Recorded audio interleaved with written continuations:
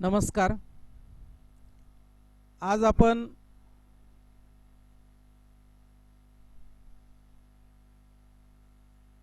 Articles हा part पाहणार आहोत.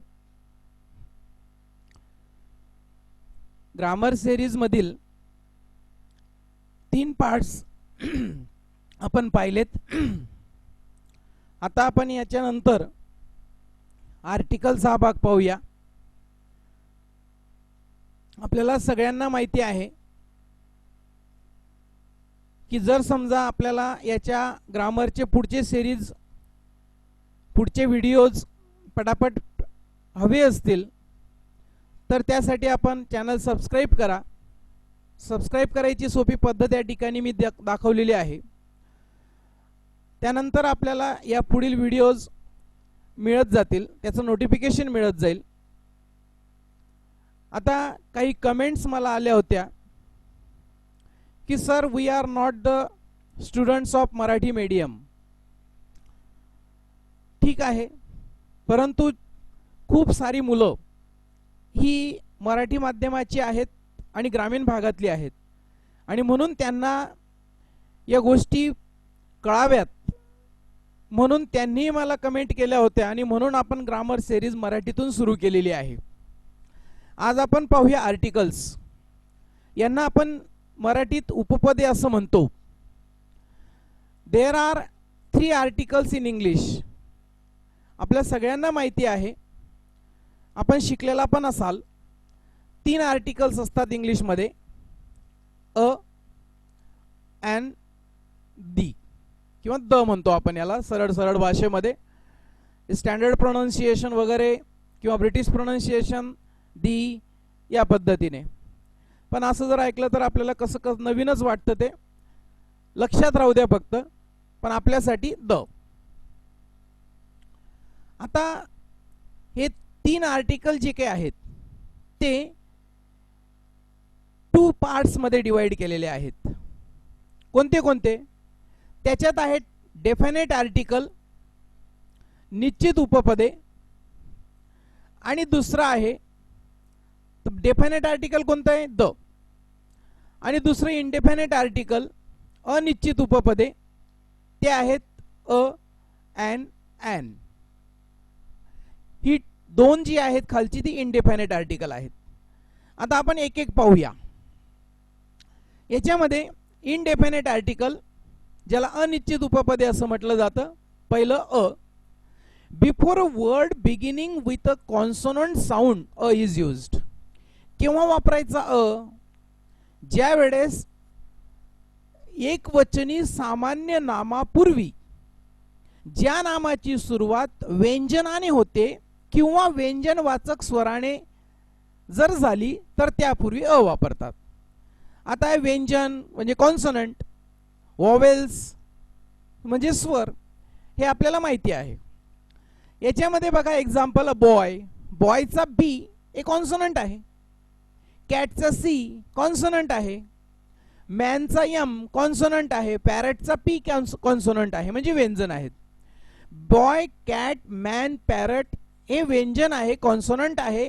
आणि या नामाची, एकवचनी नामाची सुरुवात ही कशाने झाली? कॉन्सोनंटने झाली, व्यंजनाने झाली. आणि म्हणून यांच्या अगोदर आपल्याला अ वापरायचा असतो. आता याच्यामध्ये आपण बघा, a university, European man, a useful metal, त्यानंतर अ युनियन, अ 1 रुपी नोट. हे एक्झाम्पल्स तुम्हाला स्क्रीनवर दिसत आहेत. आता यांची सुरुवात तर काही कॉन्सोनंटने झालेली नाही, व्यंजनाने झालेली नाही, मग तरी आपण यांच्या अगोदर अ वापरला आहे. बघा, युनियनचा यू आहे, युरोपियन मॅनचा ई आहे, त्याच्यानंतर इंक पॉट आहे. सॉरी, इंक पॉट या ठिकाणी या एक्झाम्पल आपण घेणार नाहीत. European man, 1 rupee note, union, useful metal, हे सगळे यू, ई, ओ हे काय आहेत? स्वर आहेत, वोवेल आहेत. आणि तरी यांच्या अगोदर अ. तर का?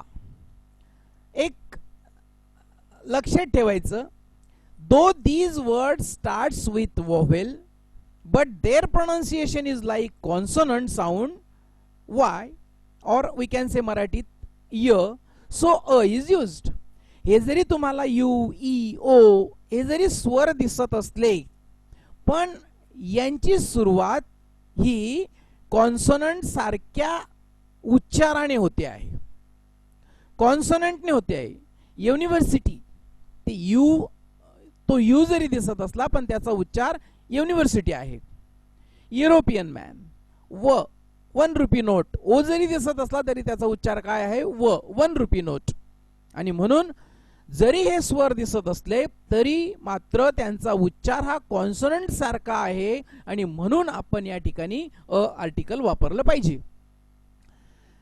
जेच मी आता तुम्हाला सांगितलं, जरी या शब्दांची सुरुवात स्वराने झाली असेल तरी त्यांचा उच्चार हा व्यंजनासारखा होतो, म्हणून त्यांच्या अगोदर अ हे उपपद वापरले पाहिजे. साधं आणि सोपं, सरळ. आता आपण दुसरा आर्टिकल पाहूया, इंडेपेंडेंट आर्टिकल, ज्याला अनिश्चित उपपदे म्हणतात. ते कोणतं? पहिलं ॲन. अ पण आहे, सॉरी, आपण याच्यामध्ये पाहिलं. आता हे independent article an. Before a word beginning with a vowel sound an is used.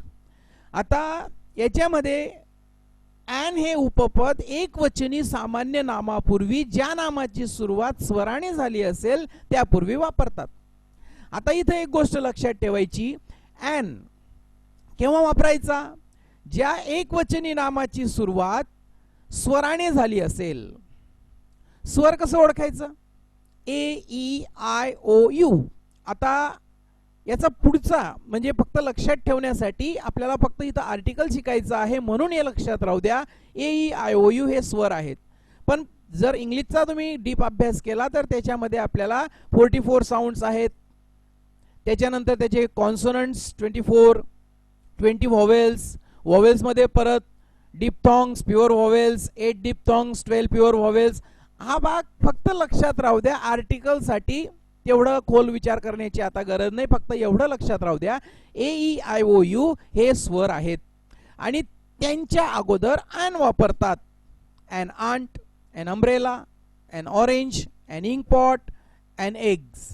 आता एक गोष्ट मात्र लक्षात ठेवायची, मागच्या स्लाइडमध्ये यू होता, 1 रुपीचा ओ होता, मग तिथं कसं अ वापरलं?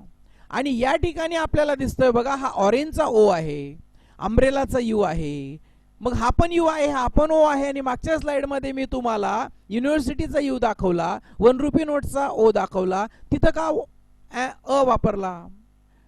त्याचा उच्चार हा कॉन्सोनंट सारखा होता, याचा उच्चार हा स्वरासारखा आहे, आणि म्हणून आपल्याला त्या प्रोनाउन्सिएशनचं सुद्धा नॉलेज असणं गरजेचं आहे, ब्रिटिश प्रोनाउन्सिएशन.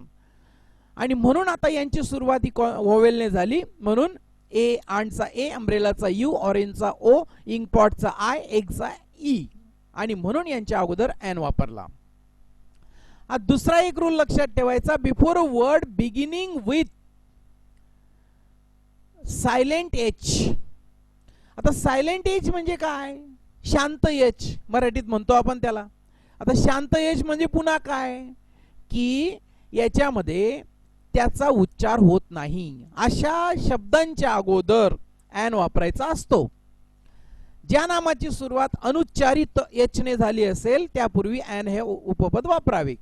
आता अनुच्चारित एच कुठे? An hour. आता आपण मराठीत किंवा मराठी मुलं जेव्हा याचं प्रोनाउन्सिएशन करतात, हावर, हावर नाही येते, अवर आहे, तो एचचा उच्चार होत नाही, hour, an hour. British pronunciation जर आपण पाहिलं, डिक्शनरीमध्ये याचं ट्रान्सक्रिप्शन जर तुम्ही बघितलं तर अवर आहे, an hour. An honest man, ऑ, ऑ म्हणजे हा एच सायलेंट आहे, ऑनेस्ट मॅन, आणि ओ जो आहे तो स्वर आहे. ॲन हिस्टॉरिकल, आता ही हिस्टॉरिकल, हिस्टॉरिकल नॉट ह हत्तीचा, हा इथं येत नाही, आणि म्हणून जर तो एच राहिला असता तर तो कॉन्सोनंट राहिला असता, आणि कॉन्सोनंट राहिल्यावर आपण अ वापरतो. पण इथं तो एच अनुच्चारित आहे, म्हणून आय, आय हा स्वर आहे, म्हणून आय, सॉरी, ॲन आर्टिकल वापरलं. And hotel. आता आपल्या मराठी बोर्ड मध्ये पण लिहिलेलं असतं हॉटेल, ह हत्तीचा, त्याला वरती रफार, हॉटेल. तर हॉटेल याचं स्टँडर्ड प्रोनाउन्सिएशन अन हॉटेल, हॉटेल नाही, अन हॉटेल. ठीक आहे, आपल्याला आपल्यापुरतं इंग्रजी समजतं आहे, मी हॉटेल म्हटलं तर हॉटेलच होणार आहे, बोलणाऱ्याला आणि ऐकणाऱ्याला इंग्रजी समजलं भरपूर झालं. परंतु जेव्हा अशा प्रकारचं ग्रॅमॅटिकल पार्ट येतो आणि जेव्हा याचा वापरण्याचं जेव्हा या ठिकाणी प्रश्न येईल त्यावेळेस मात्र लक्षात ठेवायचं. आता डेफिनेट आर्टिकल निश्चित उपपदे आणि ते आहेत द केव्हा वापरायचा याचे भरपूर असे नियम आहेत. द केव्हा वापरायचा? Use the before the names of forest, valleys, canals, deserts, rivers, seas and ocean यांच्या नावांच्या अगोदर द वापरायचा असतो.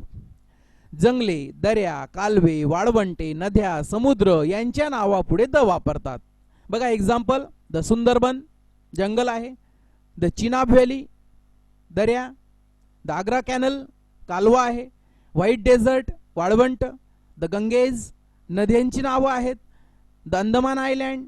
तर हे जे काही असतात जंगले, दर्या, वाळवंटे, कालवे, नद्या, समुद्र यांच्या नावाच्या अगोदर द वापरायचा असतो. हा झाला द चा पहिला नियम, पहिला रूल. पुढचा रूल बघूया आपण. Use the before the names of mountains ranges or ranges of hills but not before the names of single mountain. लक्षात ठेवा, एक माउंटेन असेल तर तेव्हा द वापरायचा नाही, पण पर्वताची रांग असेल त्यावेळेस मात्र द वापरायचा. कसं? द अल्प्स पर्वताची रांग आहे, एकटा पर्वत नाही येतो. द हिमालयाज, हिमालय काही फक्त एक ठिकाणी असा पर्वत नाहीये मोठा आणि बस बाकी संपलं, त्याची रांग आहे, रेंजेस म्हणतो आपण त्याला इंग्रजीमध्ये. त्यावेळेस मात्र द आर्टिकल वापरावं लागतं. Next rule, when the object or group of object is unique. जेव्हा एखादा ऑब्जेक्ट किंवा ग्रुप ऑफ ऑब्जेक्ट युनिक असेल, एकमेव असेल किंवा एकमेव समजलं जात असेल तेव्हा द वापरला जातो. वस्तू अथवा अनेक वस्तूंचा समुदाय जर एकमेव असतील किंवा एकमेव आहे असं समजण्यात येत असेल तर त्यावेळेस मात्र द आर्टिकल वापरलं जातं. The earth, the sky, the sea, the sun, the moon, the world हे एकमेव आहे का? अजून दुसरी पृथ्वी आहे, दुसरं स्काय आहे, समुद्र आहेत, परंतु हा एकमेव असं समजलं जातं. सन, मून, वर्ल्ड ह्या एकमेव वस्तू आहेत आणि यांच्या अगोदर द वापरतात. पुढचा rule, before the names of certain books the is used. प्रसिद्ध ग्रंथ व धर्मग्रंथ यांच्या नावापूर्वी द वापरतात. The Ramayana, the Bible, the Mahabharata, the Bhagavad Gita, the Vedas, the Quran हे धर्मग्रंथ आहेत, प्रसिद्ध ग्रंथ आहेत आणि म्हणून यांच्या अगोदर द हे आर्टिकल वापरायचं असतं. Next, before the names of ships the is used. जहाजांच्या नावा अगोदर द चा वापर करतात. The Tukaram, the Rajendra, the Vikram, the INS chakra, the INS Virat, the INS Vikrant. आता तुम्ही म्हणणार की सर तुकाराम आणि राजेंद्र इतर मुलांची पण नावं असतात, मग इथं कसं समजायचं आम्ही की हे जहाजांची नावं आहेत? हो, जेव्हा कंप्लीट सेंटेन्स दिलेलं असेल तेव्हा तिथं काहीतरी संदर्भ लागेल. The Tukaram it's a mango असं जर असलं तर आता आपल्याला इथं समजेल की इथं तुकाराम जो आहे तो मुलगा आहे, माणूस आहे, माणसाचं नाव आहे, कारण तो मँगो खातो आहे. पण जेव्हा अशा एखाद्या शिपच्या बाबतीत हा उल्लेख असेल तेव्हा तशा प्रकारचं कंप्लीट सेंटेन्स असेल आणि त्यावेळेस आपल्याला समजतं की तुकाराम हा मुलगा आहे की शिपचं नाव आहे, राजेंद्र हे मुलगा आहे की शिपचं नाव आहे आणि त्यावेळेस आपल्याला द आर्टिकल वापरावं लागेल. Next rule, when whole family is describe the is used. जसं एखाद्या कुटुंबातील सर्वांचा उल्लेख जर करायचा असेल तर तेव्हा द वापरतात. कसं? The Patils, the Marathes, the Kolis, the Agarwals, the Rajputs, the Sonawanes. याच्यामधून काय होतं की त्या पूर्ण फॅमिलीचा उल्लेख होतो. पाटील्स म्हटल्याबरोबर पूर्ण पाटील फॅमिली, मराठेज म्हटल्यानंतर मराठीची पूर्ण फॅमिली, या पद्धतीने. पण एकटं नाव असेल, सरनेम असेल तर तेव्हा मात्र वापरू नये, नाहीतर मग असं होईल सचिन, महादेव, द पाटील, रामदास, तुकाराम, द कोळी असं नाही. फक्त सरनेम वापरायचं असेल तर ते सरनेमच्या अगोदर प्रत्येकाचं द आलं असतं. जेव्हा त्या पूर्ण कुटुंबाचा उल्लेख होतो तेव्हा द वापरायचा. त्याच्यानंतरचा rule, describing the whole class the is used. सर्व वर्गाचा उल्लेख करताना द चा वापर करतात. The rose is very beautiful flower. आता रोज म्हटल्यानंतर इथं एक स्पेसिफिक लाल कलरचं गुलाबाचं फुल तुमच्या जवळ आहे आणि त्याला तुम्ही द म्हणणार नाही. होल फॅमिली, मग ते गुलाबी असेल, पांढरं असेल, पिवळं असेल, जी जी काही सगळी रोज फॅमिली, पूर्ण गुलाबाची फॅमिली आहे ती, म्हणून अशा वेळेस द हे आर्टिकल वापरायचं असतं. The horse is noble animal. आता हॉर्स मध्ये वेगवेगळ्या जाती असतील, पण द हॉर्स म्हटलं म्हणजे पूर्ण होल क्लास, सर्व वर्गाचा उल्लेख या ठिकाणी होतो. Before the names of trains the is used. Next rule, railway गाड्याच्या नावा अगोदर द चा वापर करतात. The Maharashtra express, the Deccan queen, the Shatabdi express.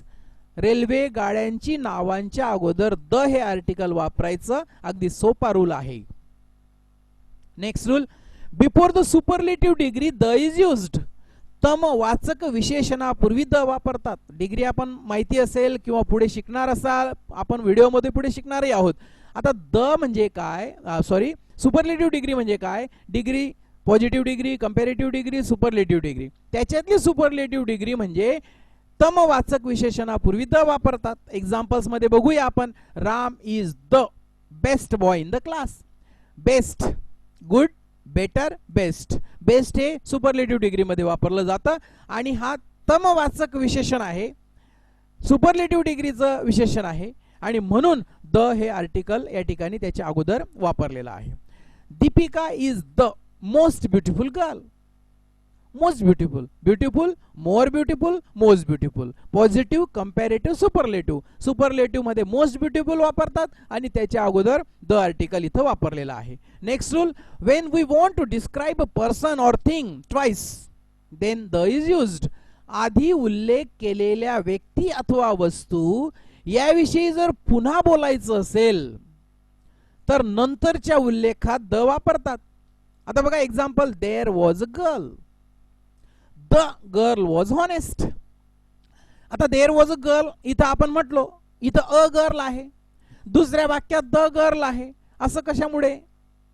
वरती आपण नियम पाहिला, पहिल्या वाक्यामध्ये ज्या व्यक्तीचा उल्लेख झालेला आहे आणि त्याच व्यक्तीचा उल्लेख पुन्हा आपल्याला करायचा असेल तर मात्र इथं आपल्याला द वापरावा लागतो. नाही तर इथं गोंधळून जायचं नाही.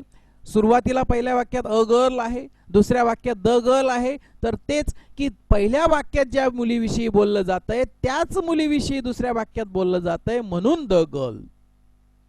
There was a car, the car was red. आता पहिल्या वाक्यात अ कार आहे, दुसऱ्या वाक्यात द कार आहे. कशामुळे? देअर वॉज अ कार आणि मी त्याच कार बद्दल पुन्हा दुसऱ्या वाक्यात बोलतो आहे, म्हणून the car. Next rule, before the names of newspaper the is used. वर्तमानपत्रांच्या नावापूर्वी द वापरतात. I read the Times of India. The Loksatta is the best newspaper. म्हणजे वर्तमानपत्रांच्या नावापूर्वी द वापरायचा असतो. Before ordinals numbers the is used. क्रमवाचक संख्या यांच्या नावापूर्वी द वापरतात. He was the first man. आता फर्स्ट हे ऑर्डिनल नंबर आहे. ही वॉज म्हणजे जर वन हा शब्द राहिला, फर्स्टच्या जागेवर जर वन राहिला, हे कार्डिनल आहेत. ऑर्डिनल आणि cardinal, first, second, third, fourth, fifth, six, seventh, eight, nine, 10 हे झाले ऑर्डिनल नंबर आणि अशा ऑर्डिनल नंबरच्या अगोदर द वापरतात.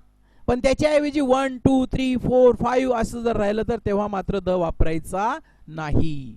He will come on the 10th number. Next rule, before the names of musical instruments the is used. वाद्यांच्या नावापूर्वी the वापरतात. The tabla, the guitar, the flute. सोपं आहे, ही वाद्यांची नावं आहेत, तबला, गिटार, फ्ल्यूट. यांच्या नावाच्या अगोदर द वापरतात. हे रूल्स आपण लक्षात राहू द्या, म्हणजे त्या ठिकाणी आपल्याला अ अँड दी वापरताना कुठल्याही प्रकारची अडचण ही येणार नाही. आज आपण या ठिकाणी हा व्हिडिओ पाहिलात, शेअर करा, आणि आपल्याला कसा वाटला ते कमेंट बॉक्समध्ये कमेंट करा. थँक्यू. पुन्हा भेटूया पुढच्या व्हिडिओमध्ये, पुढच्या ग्रामरच्या सिरीजमध्ये. तोपर्यंत बाय. अभ्यास करा, घरी राहा, सुरक्षित राहा आणि माझं चॅनल सबस्क्राईब करा. धन्यवाद.